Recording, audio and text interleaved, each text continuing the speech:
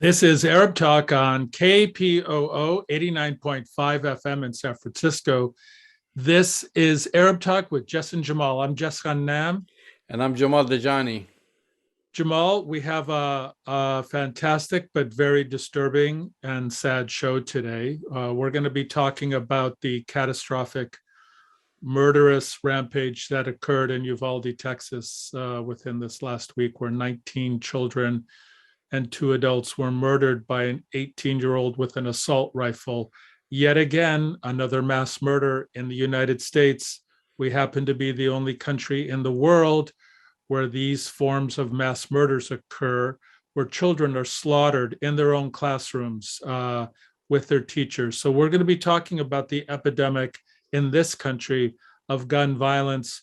We're also going to be talking about and I just shake my head when thinking about this next story that we're going to talk about, Jamal, which is the flag celebration day in the apartheid regime of Israel, where 50 to 60,000 ultra-nationalists, white supremacists marched in Jerusalem chanting "Death to Arabs," burned down Arab homes and villages, and basically calling for the ethnic cleansing of indigenous Palestinians. So we're going to be trying to put that into context of how is it that the so-called strongest, greatest ally of the United States in that part of the world can get away with its so-called citizens calling for the death and murder and ethnic cleansing of the indigenous people of Palestine. So we'll be talking about that. But before we get to those stories, Jamal, we have to talk about hypocrisy. And you did a really great interview with Martin Konečhný. He's the founder and director of the European Middle East Project. And he's going to be talking about the double standards in the EU having to do with Palestinian funding, and just Palestinian issues in the EU and how it relates to the apartheid regime, the Israeli apartheid regime, and the double standard that we talk about here in the United States, but Martin's going to talk about it in the EU context. You're right, Jess. As probably many people know, that the Palestinians, or in fact the Palestinian Authority, relies on foreign aid, especially since the United States cut its foreign aid for the past couple of years. I don't know if they have restored it or they restored part of it today. And one of the main contributors to that foreign aid is the European Union, where basically the EU contributes to the core services and institutions essential to Palestinians in approximately $235 million per year. Let's listen and watch Martin Konečhný. The Palestinian Authority relies on yearly funding from the EU for core services and institutions essential to Palestinians. However, the $235 million it was scheduled to receive in spring 2021 has yet to be released. Israeli-aligned EU commissioners insist that funding be conditioned on revised content in Palestinian textbooks. A recent Middle East Monitor article calls this the weaponization of anti-Semitism to blackmail Palestinians. It cites Martin Konečhný, who has followed the situation, and states that Palestinians continue to be held to a double standard vis-à-vis Israel. He explains why in his past article for the EU Observer, Textbook Hypocrisy, EU's new low point on Palestine. Our guest this week is Martin Konečhný, founder and director of the European Middle East Project, an independent non-profit organization specializing in European and international policies on Israel and Palestine. Welcome to Arab Talk, Martin. Hello, Jamal. Thank you for having me here. Let me start by you having to explain the funding the EU provides the Palestinian Authority. What is its purpose and what is it used for? So as you mentioned, it's over $200 million in euros. I know the count in euros. It's 215 million euros per year at the moment, which is stuck and delayed because of this textbook issue. And it is most of it, about 2/3 of it, go directly to the Palestinian Authority. And there it divides into different things. So part of it goes for salaries of employees of the Palestinian Authority, by which we do not mean only ministry employees, but mainly teachers and doctors. Part of it goes to vulnerable families. Yeah, so it's actually over 80,000 poor families, mainly in Gaza. Very few people know this, actually, that this is part of the EU funding. Another part of it goes to hospitals in East Jerusalem, Palestinian hospitals there. And then there are quite a few other more specific projects which are outside of the Palestinian Authority, which are also covered, like infrastructure funding for projects in Gaza or in Area C. So yeah, this is the whole kind of financial package, and it is something that has been in place for many years, basically since Oslo. It has changed shape and size over time, but it's not an extraordinary funding. It's kind of routine funding whose overall purpose historically was to contribute to the establishment of a Palestinian state. But yeah, history has turned a bit differently for now. So who's in charge of approving basically the budget or the funding, and briefly, what are the conditions? So it is the European Commission, but the member states are also involved in this process.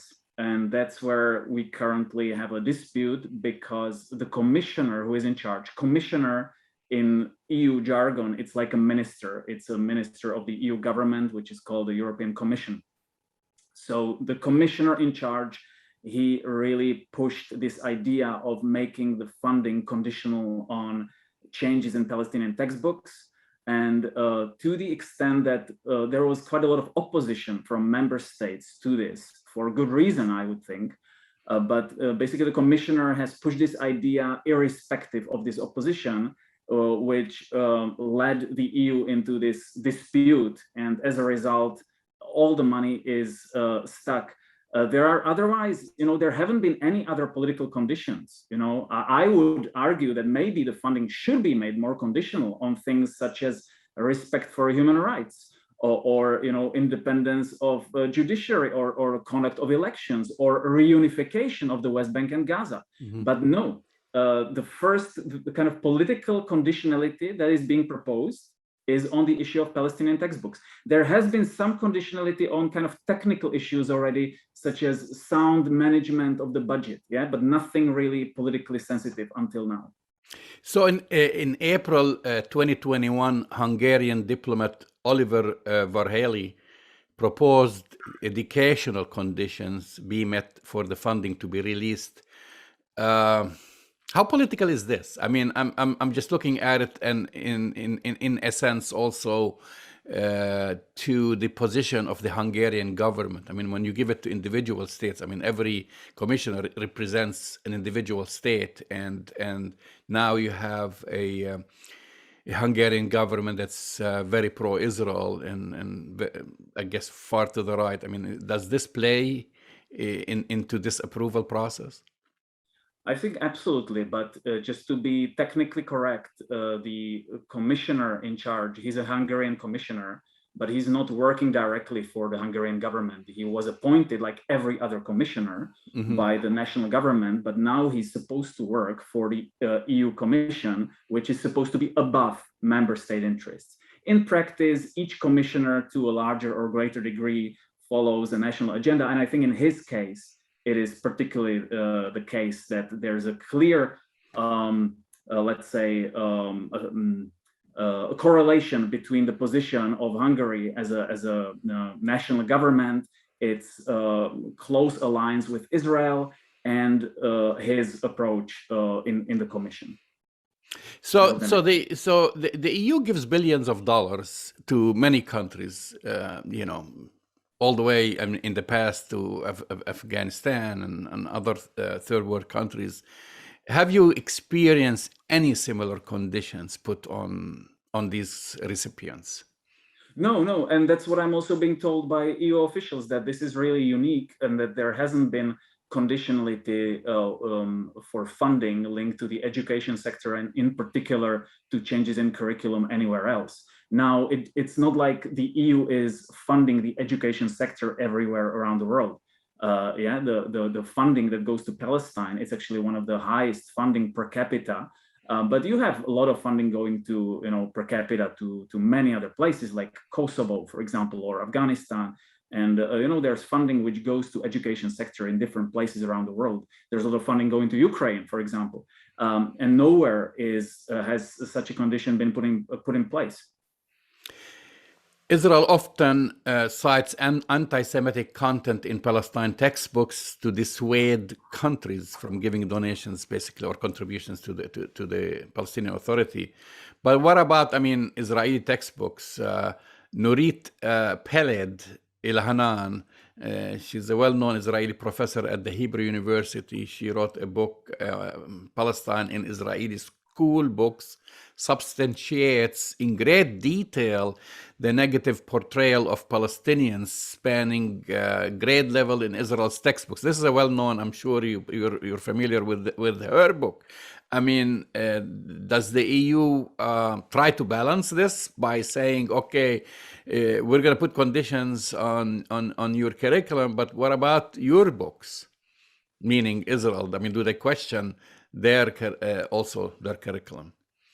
No, the short answer is no, not at all. Look, part of the reason is the fact that the EU does not fund the Israeli education sector.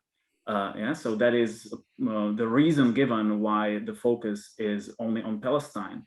But it is inherently wrong, in my view, to only focus on textbooks on one side of this kind of a conflict, in particular, when it's a very asymmetric conflict and we're only focusing on the textbooks of the occupied side, of the occupied people.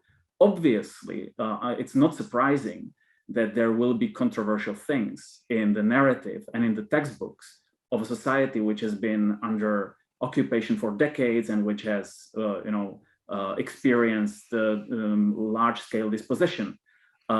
Obviously, there will be also a lot of bias and controversy in the Israeli textbooks as a society, as a state which has been dominating and which has been in conflict and which has been dominating the Palestinians for many decades. So, the US government funded a study 10 years ago, which actually looked at both sides. But the EU, after some consideration, decided to only look at the Palestinian side.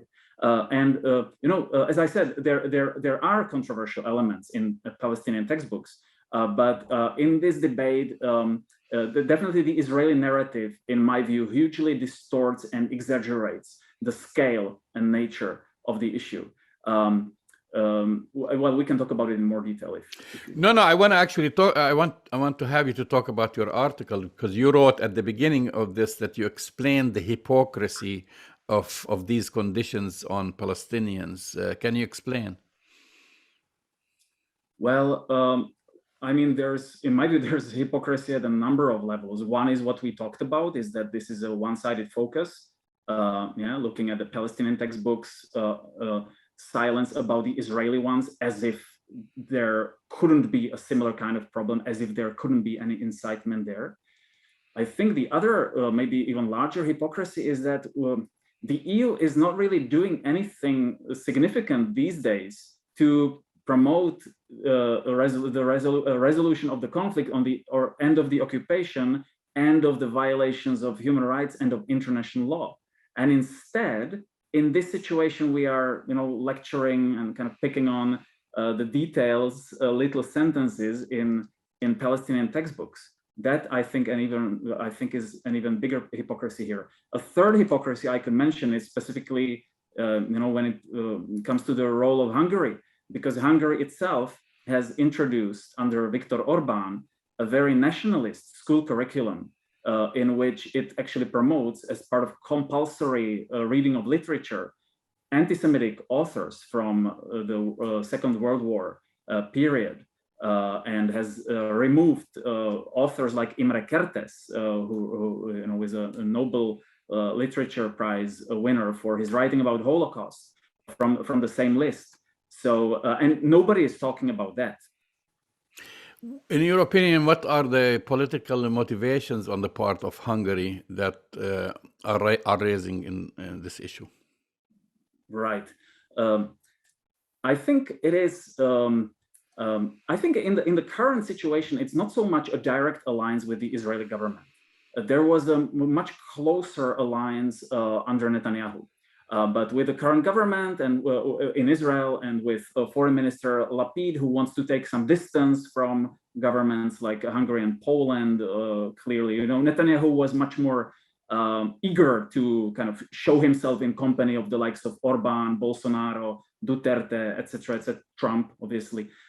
So now it's a little bit different, and I think the Hungarian government, and again, the commissioner in Brussels is kind of separate. There's not I'm not saying there's a direct, he's getting instructions from Budapest, but I think he's playing to the same kind of agenda.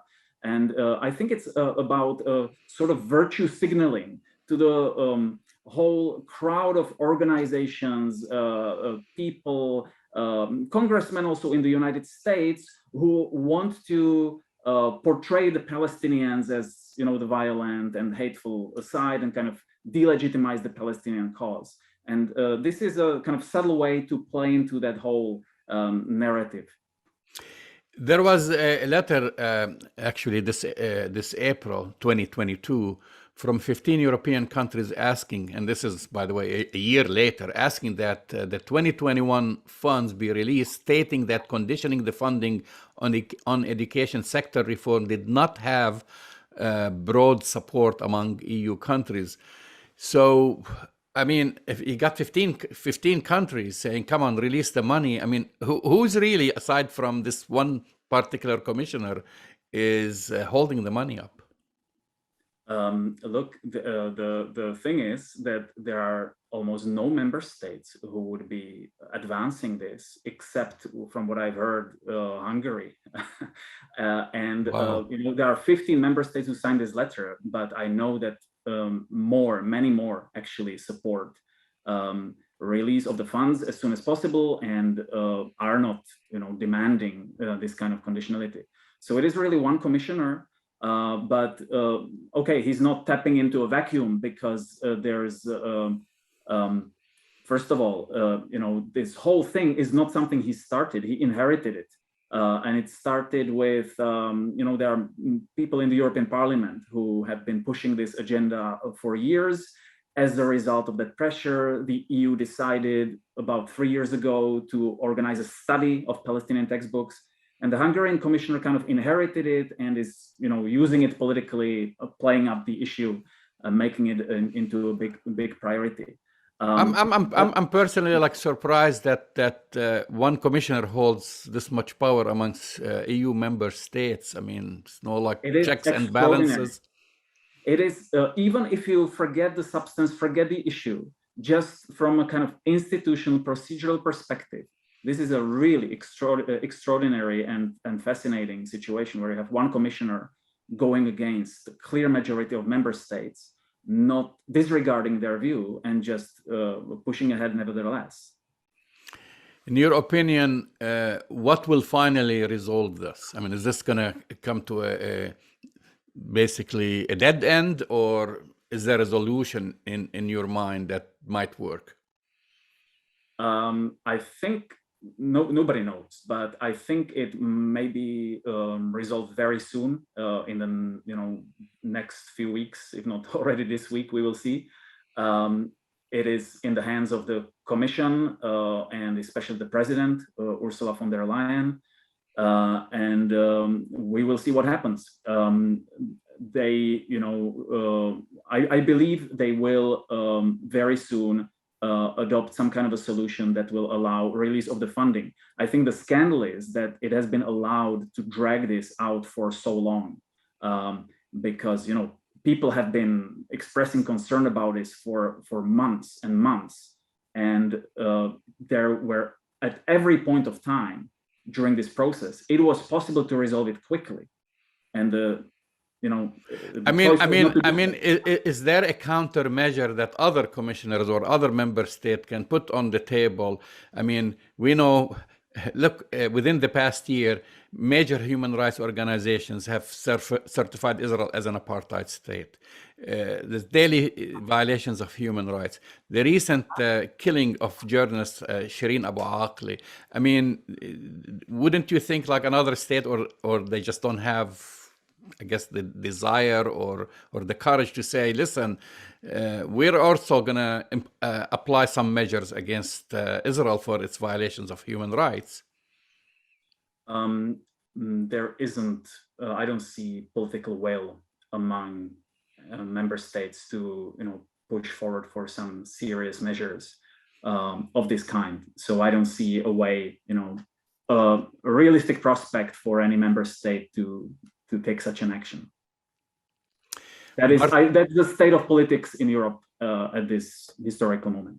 It's very sad, because usually these things get resolved by putting something to barter with, to say, listen, we're going to impose these sanctions on you for example, violations of human rights, or for, constructing additional settlements, and and then someone will say, let's release the money. But you don't believe that there is that political will or courage from any member state to do it? No, and I also think it shouldn't be necessary, and this shouldn't be linked to other issues. And I think the Commission has, again, irrespective of the contents, the substance of this issue, has, there are some rules and obligations to respect the view of the member states on this. Martin Konečhný, thank you for coming on Arab Talk. It was a pleasure. Thank you. That's the voice and the face of Martin Konečhný, speaking about the utter hypocrisy having to do with how the EU, despite its funding of the Palestinian Authority, continues to support in these really egregious ways the apartheid regime of Israel, and the kind of double standards. I mean, Jamal, we know about the kind of disturbing, hypocritical nature of U.S. foreign policy, regarding Palestine, but it seems like strong bedfellows in Europe. Yeah, well, I mean, here is the thing, Jess. In this context here, what Martin speaks of is putting restrictions on this funding, conditioning the funding, and asking Palestinians to basically change their textbooks and curriculum and to please the Israelis. Like, for example, if you talk about the Nakba, maybe that's going to be a no-starter, without holding Israel to the same standard, responsible and holding it to the same standards. I mean, there are books written by actually Israeli scholars. One of them is Nurit Peled. She wrote a whole book and research about how Israeli children books basically vilify Palestinians and write a whole different story to kind of appease to the Israeli audience, and it has, and basically incites violence against Palestinians, but the EU does not require them to do anything. And then meanwhile, and this is against political, and this is from the whole interview, it's really being held hostage by one commissioner who represents Hungary, which is basically the position of the government is very pro-Israel. So just shows you the politics, because it really does not reflect the whole EU politics, but then you get one person who can just basically holds the whole funding hostage. Well, isn't it ironic that Hungary right now, also within the last week, has continued to receive and coordinate and take oil imports from Russia when the rest of the EU is trying to shut it down. So Hungary is, obviously to the extreme right of the EU in terms of its perspective, not only when it comes to Palestine, but also when it comes to the war in Ukraine. So it's it's interesting that Hungary not only supports an apartheid state, but they're right on course with supporting Vladimir Putin and his war in Ukraine. You're absolutely right. So yeah, it's a very interesting discussion I've had with Martin, and we're going to keep an eye on it, because as of today, these funds have not been released, and Palestinians rely on these funds. I'm going to move on to the next topic, Jess, and this is a topic I was hoping not to discuss, but you know, and seems like we talk about it every few months, Jamal. Every few months, and we're sadly disappointed. I mean, you know, I'm sure everyone, probably not in the United States alone, but the entire world knows the reality that you have basically 19 school children, elementary, I should say, children, fourth graders between the age of 8 and 10, slaughtered by an 18-year-old and two teachers in an elementary school in Uvalde, Texas, this past Tuesday. And this is not the first time we've discussed this topic. This is not this is not the first time we discussed mass shootings in general. It's not just about schools in the United States. It's also mass murder in movie theaters, mass murder in shopping malls, mass murder in Las Vegas, mass murder in synagogues, mass murder, you know, in temples and so forth. I mean, Jess, I was like looking at the figures, you know, just like statistically, and it's outstanding. I mean, it just like, it blows your mind. I mean, we don't have actually the figures for 2022 added to the statistics or 2021. And you know, so you go back from the year 1998 to the year basically 2020 or end of 2019.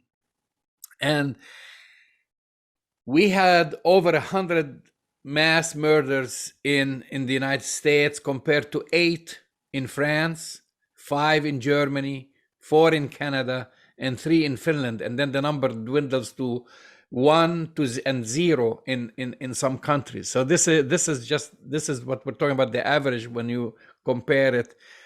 And then you look at the numbers. We have 4 gun homicides per 100,000 people in the United States. 4 unbelievable gun homicides. And then again, you compare it to other countries. The second country doesn't even come close. And as you know, most shootings in America never appear in national headlines, except when you have an attack like on a school where 19 kids get killed. But there are others that happen, you know, 4 people here, 5 people there, and you don't hear about them.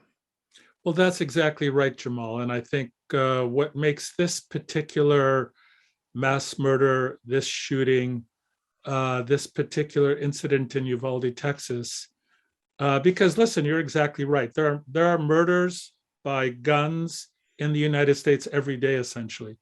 But when you try to wrap your mind around the fact that 19 children, innocent children, who are unable to defend themselves, who are subject to not just a murder, but a slaughter by an 18-year-old who within a couple of days of his 18th birthday was able to buy you know, an AR-15 automatic rifle. He bought 2 actually, as well as, you know, access to handguns, and was able to slaughter these 19 children, you know, at a time when, you know, you had the police outside waiting around for 90 minutes while he was slaughtering these children and these 2 teachers.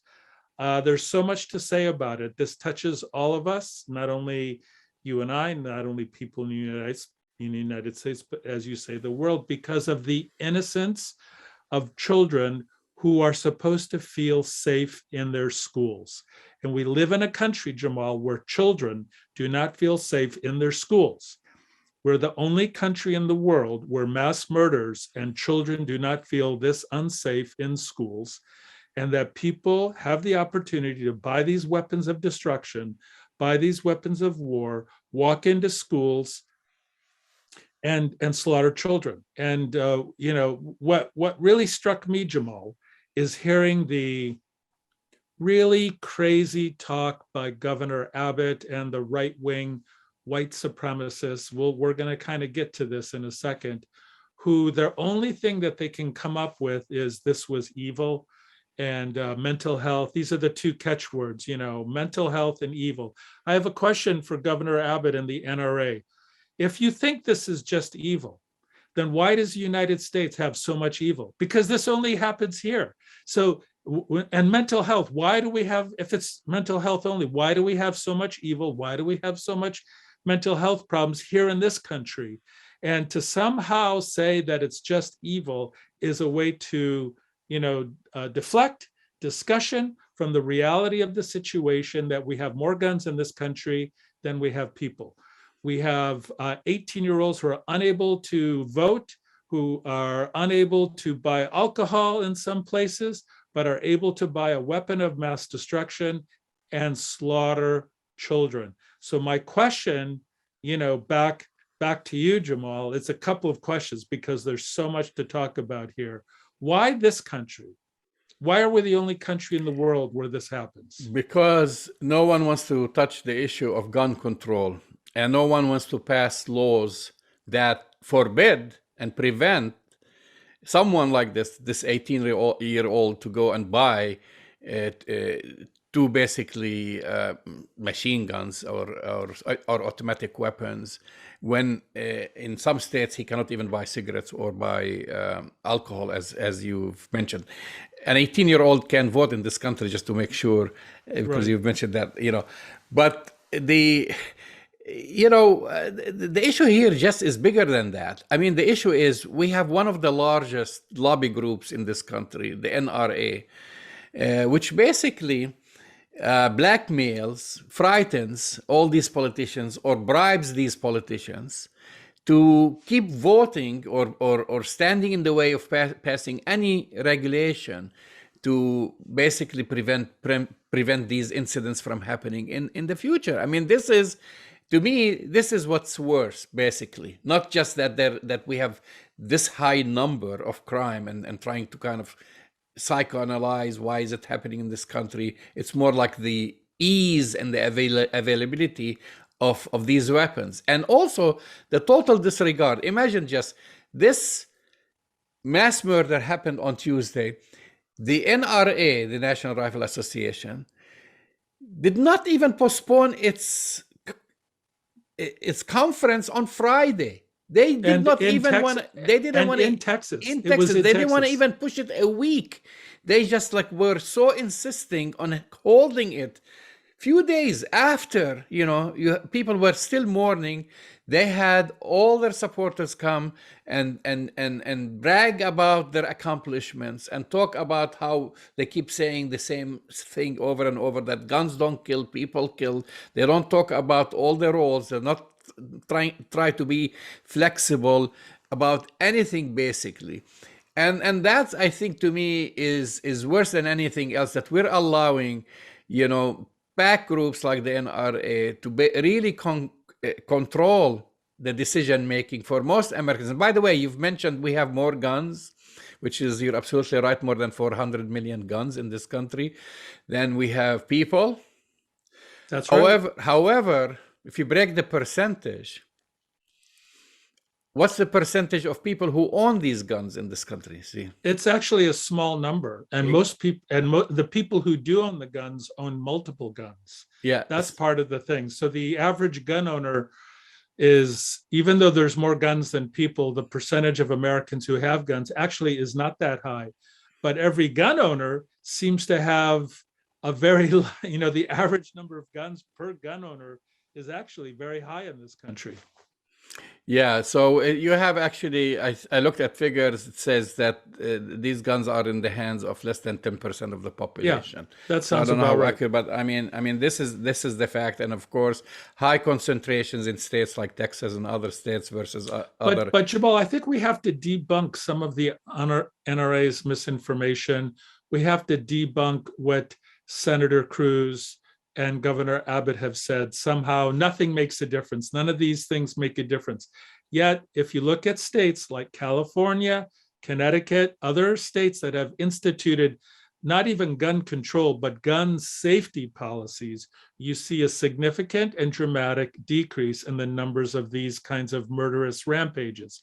So gun safety laws do make a difference. This, contrary to what these really crazy and misinformed, ill-advised politicians and Governor Abbott and Ted Cruz, Senator Cruz, are just two among many who have no backbone and no courage. When you have a 10-year-old who has to put blood on their face to fake being dead so she doesn't get shot, Jamal, this young 10-year-old has more courage in her pinky finger than Cruz and Abbott have had in their entire lives. These guys are cowards because they're willing to sacrifice. That's really what this is, Jamal. We're talking about human sacrifice. We're talking about how this country sacrifices its children. These politicians are willing to sacrifice children in order to protect their own self-interest. That's Governor Abbott, Senator Cruz, the 49 other senators who refuse to take any, and we're not even talking about the Second Amendment, Jamal. Let's be clear. We're not talking about repealing the Second Amendment. We're just talking about background checks, red flag laws, having people register their guns, having background, I mean, just like common sense. And you have a proven precedent that by controlling, who can have access to guns or reducing the number of guns and reducing the number of semi-automatic weapons and so forth. Makes a difference. Makes a major difference. Yeah. And you talk about California, but actually you have also countries like Japan, for example. If you look at Japan, because of their gun laws, I think the past 5 years they average less than 5 deaths per year, by guns. If you look at the UK, and you look at Australia, where they've had high numbers, and then they passed new laws, and they've had this buyback guns where they've actually had people bring back their guns and destroy them, whatever. Major decrease in homicides by gun homicides in that country. So it's not like we don't have proven facts. We have the facts. We have the facts, and then they are in denial because, again, you look. I was looking. It's actually funny. Who receives the most money, for example, from the NRA? Mitt Romney. You look at him as a kind of like, it's a harmless character, whatever. He receives tons of money. You look at all these, and they're not willing to give up a penny in order to basically put some new laws in action to prevent future mass murders. Right. But that's why I think they're all liars. I think they're hypocrites. Saying that none of these changes make a difference is a lie. The data continue to support that safe gun laws do make a huge difference. Jamal, even if you raise the ability to purchase weapons in this country from 18 to 21. If you look at the ages of people who commit these mass murders, the overwhelming majority of them are less than 21 years old. So even if you just increase the age where you could legally buy these weapons to 21, you would have significantly decrease the number of these slaughters, these murders, these mass murders, these slaughters of innocents in this country. But no, 18 years old, you can go out, 18th birthday, like this guy did in Uvalde, and buy 2 automatic weapons and take out these 19, beautiful, beautiful children. I hate to do this, Jamal, I really do, but I wanna, because it's very graphic what I'm going to talk about right now, but I think our listeners and our viewers need to know this. So not only did he have a automatic weapon, the AR-15, but the bullets that he used were these high caliber, powerful bullets that when they go into flesh, Jamal, they vaporize. They don't just kill. This is just not, a bullet, you go hunting, you may you shoot an animal, the bullet goes through the flesh or whatever, an organ, the animal dies, whatever, very quickly. We're talking about weapons, Jamal, and We're talking about bullets, ammunition that are so powerful. These are weapons and bullets of war, Jamal, that vaporize the internal organs of these children. I apologize to our listeners and viewers for speaking so graphically, but traditionally we don't release the autopsy pictures and reports of these mass murders because it's so graphic, it's so disgusting, it's so painful to look at. I unfortunately have seen some of those autopsy reports, and I will tell you that this is something that I wouldn't want to put these pictures into my worst enemy's eyes. They're so painful to look at. But maybe yes, we need. That's why the parents had to conduct a DNA test, because some of these children they couldn't identify them. They couldn't, Jamal, and the media doesn't want to talk about that. The children's bodies were so grotesquely malformed and vaporized, as they say. They had to use DNA, and I asked this country, I asked Governor Abbott, Senator Cruz, and these 50 Republican senators, like, you don't have any courage. If this happened to your children, what would you do? If this happened to Senator Cruz or Governor Abbott's children, would they have the same response? The other thing I think we have to talk about, Jamal, and this is, again, that painful picture of these 19 mostly Mexican-American children, being slaughtered, while the Uvalde police force, there's all these pictures of these white dudes standing around outside drinking water, hanging out with their vests while these children are being slaughtered. I mean, my question to you, if this happened, in Northern California with white children, this happened in an affluent area, in other parts of the country, would the police force do the same thing? No, but I'm going to wait to cast judgment on this until the full investigation is out. But it is very, very troubling that in a small community where everybody knows everyone, and I've never been to this part of Texas, but I assume it's it's a very small population.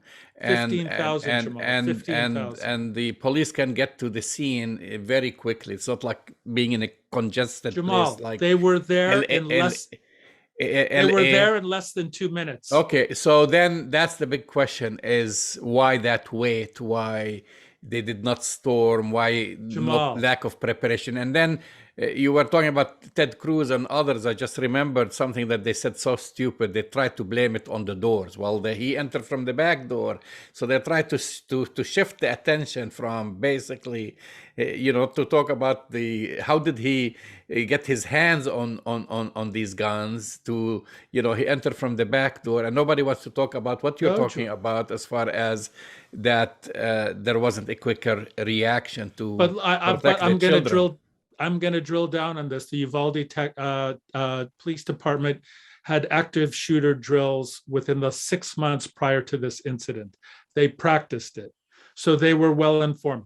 The standard practice, Jamal, for all active shooter incidents like this is that you go in as quickly as possible and you take out the shooter. That's the standard practice for all law enforcement. These guys stood out there for over an hour. Jamal, children, 10-year-olds were dialing 911 while their classmates were being slaughtered, begging the police to come in, and they didn't go in for over an hour. So you're a little more careful about reserving judgment. I don't feel that way right now. I am outraged, like all of us are, that this happened. I'm outraged at these police officers who take an oath to put themselves in danger to save others. That's the oath that they take. And they were standing outside drinking water while these children were being slaughtered. There's absolutely no excuse for it. The Department of Justice is going to do a critical incident review of what happened. But I'll tell you, Jamal, we keep talking about this, and you have 50 basically white dudes, one African-American senator, a few female senators, but, we're talking about mostly white dudes in the Senate who are willing to sacrifice children in this country to take money from the NRA. And I want to not just say the NRA, Jamal, because, you know, the relationship between the NRA and AIPAC is very close. Yeah, well, it's not just a relationship, just the fact that you have two powerful groups like the NRA and AIPAC. Basically, if you go to the history, and I want to talk about what happened also in Jerusalem, so we don't have too much time. But in 2001, there was a shift just when the NRA displaced the American Association of Retired Persons, the AARP, as Washington's most powerful lobbying group. This is according to Fortune magazine, and it was top 25 list. The AIPAC, which is the American Israel Public Committee, is ranked 4 after AARP and the National Federation of Independent Business, and just ahead of the Association of Trial Lawyers. So you'll see where these two groups are placed in that Fortune 25 most powerful lobby groups in Washington, D.C. And of course, we know AIPAC is behind making sure that Israel receives about $4 billion in U.S. aid every year. And most of that U.S. aid is in weapons. It's the same. That's the connection. But that is the connection. It's the weapons and the slaughter. And the NRA wants to ensure that every American is armed, and that weapon manufacturers keep selling more AR-15s and more bullets and more machine guns and more pistols. There is a major connection. They're both connected to basically to the weapon industry. One, of course, somebody might say, well, is it fair to compare the muscle and clout of the NRA and AIPAC? One works to support gun owners resisting gun regulations in the United States. The other basically works on behalf of a foreign country and should be registered as a foreign agent. Well, I see the connection because both of them lead to death and destruction. That's to me, and influencing our politicians in Washington, D.C. to take actions on behalf of Americans that Americans reject. If you ask Americans and you ask them, do you want to see children being slaughtered in schools? You know what the answer will be. Do you want to see innocent civilians in other countries, Palestine, or elsewhere be slaughtered by American-made weapons? They'll tell you no. So that's where basically I see the major connection. But well, one last statistic, Jamal, 90% of American citizens, 90%, which means Republicans, Democrats, NRA people, support just the simple thing of everybody needing a background check. And the senators, these NRA senators, these 50 Republicans, refuse to even allow this simple thing of allowing background checks when you buy a weapon. That's crazy. That's 90%. I mean, it's crazy. I mean, and I know, and that's my biggest fear, that somewhere down the line we're going to talk about this topic again. I mean, I feel like we are, Jamal. I mean, I feel like we're going to keep talking about this because these senators have no backbone. Full stop. You're listening to Arab Talk on KPOO San Francisco 89.5 FM. We have few minutes just to talk about this flag march, which returned to Jerusalem's Damascus Gate and the old city in all its ugliness that we've seen about the same time every single year. And as if we mentioned early on in the show, the marchers, these are Kahanists, Israeli equivalent to the KKK of this country, singing in the old city, "Death to the Arabs, may your village burn." And they were gloating over the death of Shireen Abu Akleh, which we talked about that last week. I mean, look at all these things, and people seen that all over. I mean, I don't have to kind of give all the graphic pictures and videos of them going around antagonizing Palestinians, attacking women. There is now a famous scene where one of them attacks a woman in her 60s and sprays her with pepper spray, storming the Al-Aqsa Mosque under the protection of the Israeli basically occupation. 2,600 of them, by the way, this year. I mean, this is a high number that they went in. 2,600 of them to Al-Aqsa.